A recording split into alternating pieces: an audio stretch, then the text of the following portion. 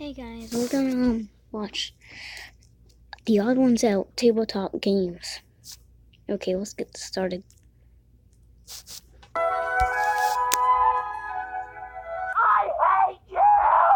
Oh! Well, next time, don't steal my Monopoly! Ariana, give James your $200. You landed on his property. No! He's in jail! I'm not gonna give money to a criminal!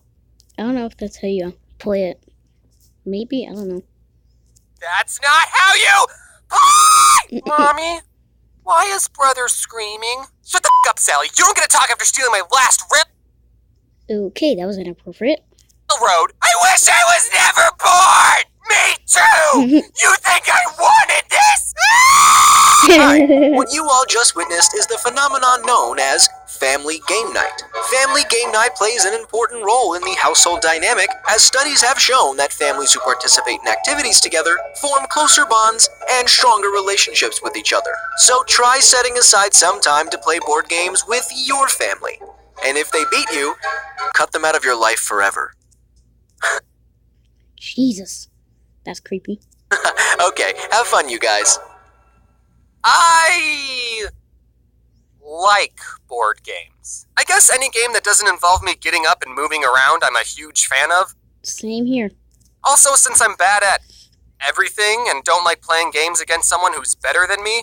That's me, the nerd. I can do that with the Django blocks. I can actually do that. I really love the games that don't require any type of skill, like the game Chutes and Ladders, which I just learned today has another name called Snakes and Ladders. And I'm going to call it that instead, because I'd rather draw snakes than chutes. In Snakes and Ladders, you have no free will. You're at the mercy of a single dice, and I love it. While I was looking up walkthroughs for Snakes and Ladders, I quickly learned that this game was made for preschoolers, which is probably why it's so simple. Or how about the game Sorry, which is the most unapologetic game I've ever played. There's some strategy in that game, but most of the time you're just getting revenge on the players who've wronged you. And the creators of Sorry knew this because the tagline of the game is Sorry, the game of sweet revenge. Which... Sorry. Sorry. Game, but most of the time you're just getting revenge on the players who've wronged you. And the creators of Sorry knew this because the tagline of the game is I can't even say that. Sorry? Sorry, the game of sweet revenge. Which, if you think about it, is a pretty funny oxymoron. Aha! Take this! Sorry. I know how to play chess, but like most things, I'm not very good at it. Unless I'm playing against someone under the age of 4, I don't want to play that game. Because it shows everyone how bad I am at planning ahead. That's a game that's 100% strategy-based. It's like the IQ test of board games. Beating someone in chess... I don't even know how to play chess. I bet you it's difficult. ...will put you more ahead academically than anyone with a Harvard degree. And you'll get more babes. However, there is one exception, and that is, it's okay to lose at chess if you're playing against a computer, even if it's on easy mode. Computers are way better at planning ahead than anyone, because I don't know how, but a human made a computer that can beat the world's best chess player, but the creator of the computer can't beat the world's best chess player. So I guess that means it's game over. We tried our best, but we've peaked. Whenever you beat a computer in chess, it was going easy on. We made computers, so how do we peak? On you. Imagine if we made a computer that could beat the world. That means it's game over. We tried our best, but we've peaked. Whenever you beat a computer in chess, it was going easy on you. Imagine if we made a computer that could beat the world's best Snakes and Ladders player. I would pay money to see a Snakes and Ladders championship. And everyone watching knows that the person playing is just some Joe Schmo that acts like the world's best Snakes and Ladders player, but they're all still excited. And there's real snakes that you get to slide down? That would be amazing! Sign me up. While we're on the topic of chess, I want to tell you about this cool sport I discovered called chess boxing. This is an actual competitive sport where 2 players play chess for 3 minutes, then box each other for 3 minutes. And they keep switching between chess and boxing until someone either gets a checkmate, they run out of time playing chess, or they KO the other player. I love this sport because it combines 2 polar opposite games, and it's something that anyone can play. Brains over brawn? Try saying that after I sucker punch you in the... Oh, that was a good move.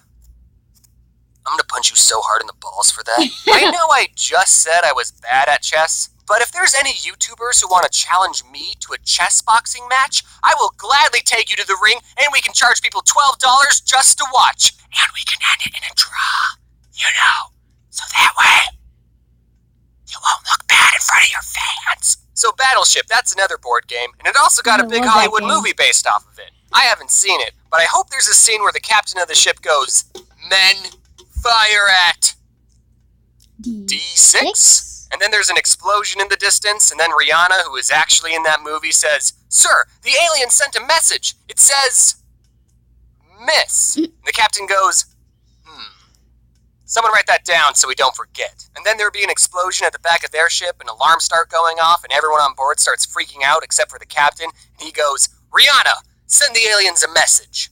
Tell them it." Yeah. Also, ask them if they think the situation would make a good board game. And if that scene is not in the movie, I hate it. Did anyone else collect a bunch of Pokemon cards but never knew how to play the game? I don't think I met a single I had a bunch of cards, but I knew how to play the game. So did my brother. person who actually knew how to play the card game. Which was weird, because in my school, the card game was just as popular as the video games. Kids would always show off their collection of cards and binders, and everyone always wanted the highly coveted shiny Charizard card. You know which one I'm talking about. You know which one I'm talking about. You know which one I'm talking about. Unlike Yu-Gi-Oh!, which had dedicated episodes explaining why these 5 pieces of cardboard were expensive, the shiny Charizard was rare, not because it was good in the game, but because everyone agreed that it looked cool. But then when you ask someone, "Hey, do you want to play a game?" they would say, "Okay, I summon my Charizard in attack mode." Does anyone even know how to play the Pokemon card game? I bet none of these guys even know what they're doing. How'd this guy win? He didn't even call Uno. I can't be too hard on the Pokemon cards, because the card game I like is probably way more complicated than Pokemon. I don't know for sure, because, like I said, I don't know how to play the Pokemon card game. But my favorite card game is Neopets. I'm just kidding, that was a joke. Kind of. I did actually own a lot of Neopet cards. I don't remember exactly how to play. I do remember you have to get I saw Kirby. Neopets. I'm just kidding. That was a joke. Kind of. I did actually own a lot of Neopet cards. If you can see the Kirby, let me know down in the comments below. I don't remember exactly how to play. I do remember you have to get 21 points to win, which got me into playing blackjack. But it's okay that I don't remember how to play, because no one else is playing this game. I wanted to find some footage of a Neopet TGC championship, only to come to the disappointing realization that no Neopet championship exists, which is sad.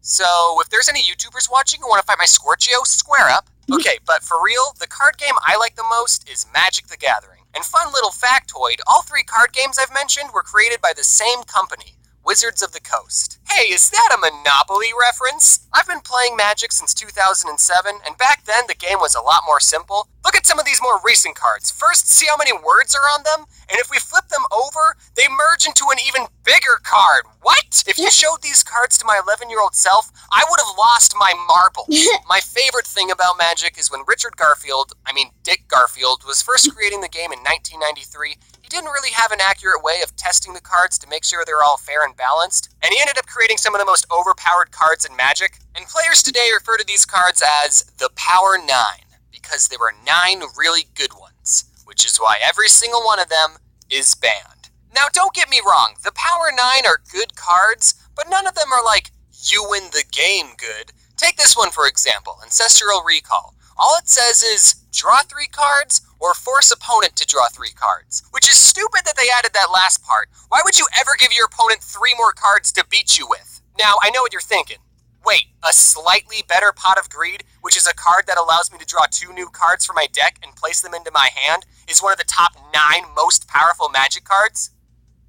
Yeah, Pot of Greed is banned too. Games play such an important role in childhood, and here's what they all teach us. In Magic, if you're really good at what you do, no one will invite you to their tournament. Monopoly, white-collar crime is okay. Battleship, just guess and check. Snakes and ladders, if you see a ladder, climb it immediately. And no one cares about Neopets. Now, if you excuse me, I have to show this prison guard my coupon I have that lets me get out of jail anytime I like. And when all is said and done, I thought to myself, what can I do to help strengthen this weekly tradition of family game night? So I decided to create my own game based off one of the most scarring events of my childhood. Many of you might recall the traumatic experience my sister and I had with Harry the Moth, and to help me cope, I decided to immortalize this memory by turning it into a card game. Introducing Can't Catch Harry. I let my Twitter followers decide on a name, and they went with this one, so good job, guys. Here's a sneak peek of some of the cards. I spent a lot of time working on this game, and I know you're going to like it. We got a lot of recognizable characters like Mr. Poe, Mom, Satan, and Sandwich Artist. We're launching the game on Kickstarter today, so check out the link in the description to get yourself a copy. We have different reward tiers like holographic cards, golden figurines, and even a custom-made card if you're into that. The reward tiers are only going to be available for 30 days, and given my upload schedule, I don't know if I'll be able to tell you that again, so I'll post updates on my Twitter and Instagram. That's right, I got an Instagram. I'm trying to tell you that to follow me on Instagram. Thanks for watching, and that's how we're going to segue into the end card. Also, should I mention the streamies? Should I say? Okay, so that was the full video. If you guys enjoyed this video, please leave a like and let me know in the comments below. Bye!